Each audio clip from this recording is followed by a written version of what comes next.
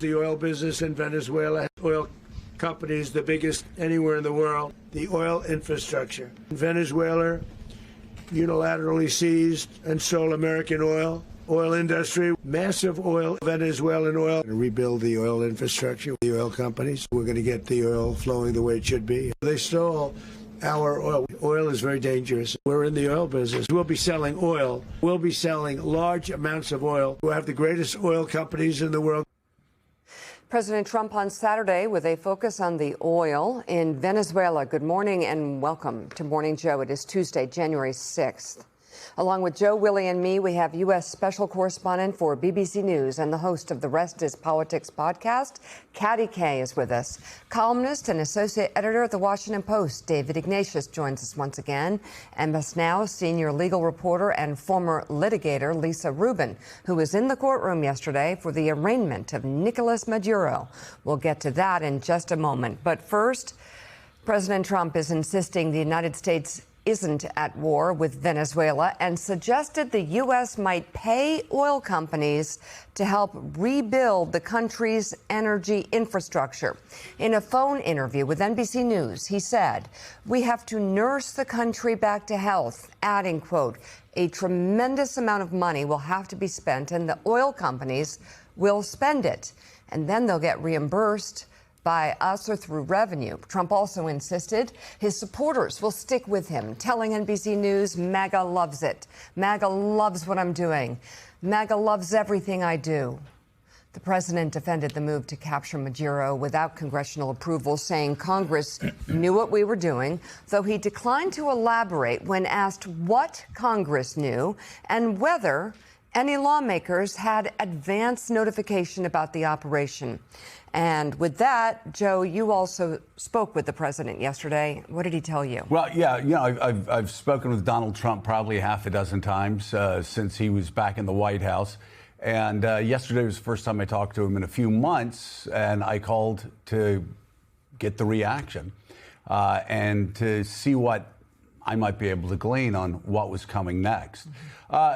Just to set up the conversation, he was very excited and proud yesterday when I talked to him by phone to try to get those insights on his decision to launch a military attack on Venezuela.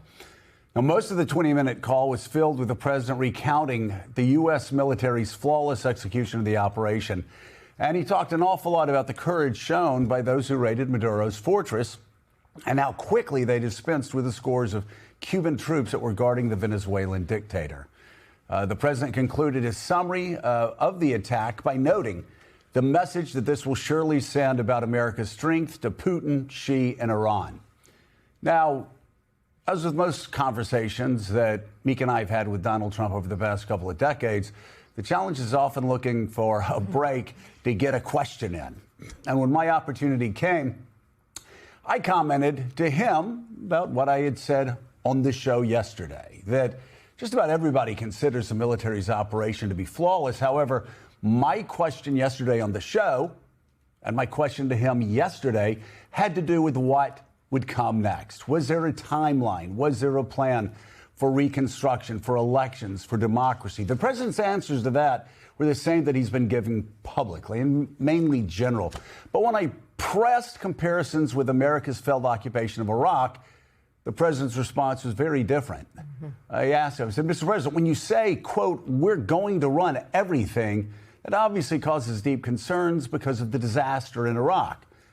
The president's response, "Joe, the difference between Iraq and this is that Bush didn't keep the oil. We're going to keep the oil." And to underline his point, Trump said his comments were no longer on background and said, "In 2016, I said we should have kept the oil. It caused a lot of controversy. Well, we should have kept the oil," the president said, "and we're going to rebuild their broken down oil facilities. And this time we're going to keep the oil." Wow. Saying the United States is entering a new era of geopolitical engagement seems to be an understatement. I would love to get Dr. Brzezinski's insight on this. Donald Trump's brazenness draws from 19th century imperialism. His State Department yesterday declared this is our hemisphere. And of course, I know a lot of you saw Stephen Miller yesterday on Jake Tapper's show saying that Greenland could be next. So this is a whole new world for America and its neighbors and the world. The question now for all of us is how far the administration actually plans to go. How much of this is bluffing? How much is this actually going to be by design in these military operations across the hemisphere? And whether Congress will ever fulfill its constitutional duties and step up before the next military action begins. So, Willie, it obviously not a big surprise from much of what the president said yesterday. It sounded a lot like what we've been hearing, what he said to NBC reporters that reached out to him and New York Times reporters who reached out to him. But obviously the thing that stands out is he said, we're going to keep the oil. Yeah. And he was proud of it. He said, you know, he always saw George W. Bush as a sucker for going to Iraq, spending blood, oil, and treasure, and not keeping the oil. This was, of course, what Bret Baier said to him. Well, you can't do that. That's a war crime. The president brushed back on that, didn't agree with, and certainly here we are 9 years later, and he's saying the same thing, and he still thinks this is fine for U.S. policy. It strikes me, listening to your excellent conversation with President Trump and other comments he's made right from the outset about oil, that in Iraq, there was all this speculation that it was about the oil. There were documentaries made, and Halliburton's involved, and all the cloud that was over that war. Now President Trump is just saying it. It's about the oil. We're going to open it up. We're going to bring in Exxon. We're going to bring in ConocoPhillips. Chevron's already there. This is a long project, of course, to get the oil industry in Venezuela up and running again. But he's saying explicitly this is about the oil. Yes, regime change is nice. Maduro's a bad guy. He's illegitimate. Let's get him out of the way.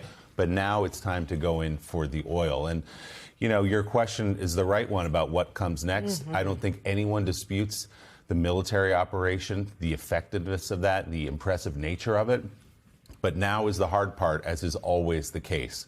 What comes next in this country? And he hasn't had a great answer for that. When he said initially the United States is going to run Venezuela, most people said, what does that mean exactly? Marco Rubio, the Secretary of State, having to come in the next day and saying, well, we mean run it through policy. We're not going to be in there ourselves actually running it. But then President Trump comes in and kind of muddies the waters again and says, well, maybe there will be boots on the ground. Maybe we will be the ones running the country. So that's where it gets complicated. But he's been very, very clear about his desire to get the oil out of Venezuela. Yeah, and David Ignatius, you wrote about this yesterday and obviously spent a good bit of time talking to oil company CEOs or members of the board as to whether they would be willing to go into Venezuela right now. It seems obviously before any American company, before any American board of directors, as you've noted, is going to agree to send any workers into Venezuela, there has to be stability there. There has to be political stability. There has to be social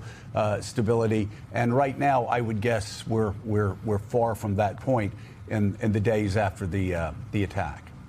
Joe, in conversations with oil industry executives yesterday, they couldn't have been clearer that although they're getting a lot of pressure already from President Trump and people around him to make commitments to invest in Venezuela, they look with great skepticism on those investments for various reasons. First, the amount of capital investment that's going to be required to rehabilitate fields that have been rusted out, left without repairs, where equipment has been literally stolen from some of these fields, is enormous. So it's going to take a long time. Second, the conditions on the ground in Venezuela now are so uncertain that the boards of directors and chief executives are going to be very reluctant to send their people into a country where they're not sure about stability. President Trump may offer to have troops or other security provisions, but if you're a CEO, you don't want to take that risk with the lives of your employees. You don't want to be depending on an assurance from the government to keep people alive. What concerns me, Joe, is that as in other areas of the economy, Trump increasingly is directive. You know, he may say, we're gonna do this. We're gonna take an ownership interest ourselves as the government. We're gonna do it in partnership with the oil companies, and that will be a very different kind of energy policy than anything we've ever seen. So, you know, the kind of central baseline in your conversation with the president about getting the oil, having the oil for the United States and our allies, I think has some fundamental flaws as I hear the oil industry itself talk about the future. So, David, this idea of the United States, quote, running Venezuela, the president kind of echoed that yesterday in a conversation with NBC News when he said, we're going to nurse the country back to health. The United States is going to take Venezuela and nurse it back to health. When you talk to people at the State Department, when you talk to people in the foreign policy community, what is their sense of what that means in the long term? So, Willie, the funny thing about Venezuela is that this isn't yet a regime change. The regime of narco-traffickers and left-wing Chavistas is still basically in place. It's been decapitated. Nicolas Maduro is now in a prison in Brooklyn, but the person running the Venezuelan military, the person running the Venezuelan security force are the same people, and they're people who were named in the original 2020 indictment of Maduro as a narco-trafficker. So it's not like the narcos are gone. They're still there. The administration's plan is to work with the newly sworn-in acting president, Delcy Rodriguez, with whom they appear to have had secret conversations going back for many months about a post-Maduro governing transitional governance in Venezuela. And they think that maybe she can be their partner. She's spoken since Sunday in much more generous terms about the administration. But here again, as with oil, the basic model for governance going forward has a lot of, for me, unanswered questions.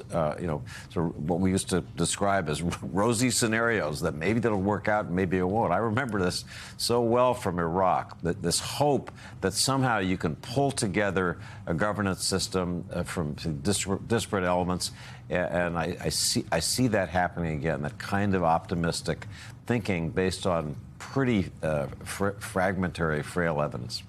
I will say the one thing, though, that they are not doing, obviously, is they're not going down the Paul Bremer path on de-Baathification. I would say, many people say almost to a fault, and that even the ambassador we had yesterday, the former ambassador of Venezuela, said the last thing you want to do is completely decapitate the military and the government the way we did in Iraq, because that creates a void. Right. So there's going to have to be a middle ground where, again, there's a pathway to democracy, whether that, you know, after the stabilization takes place, whether that's any 6 months or a year, 2 years. We'll have to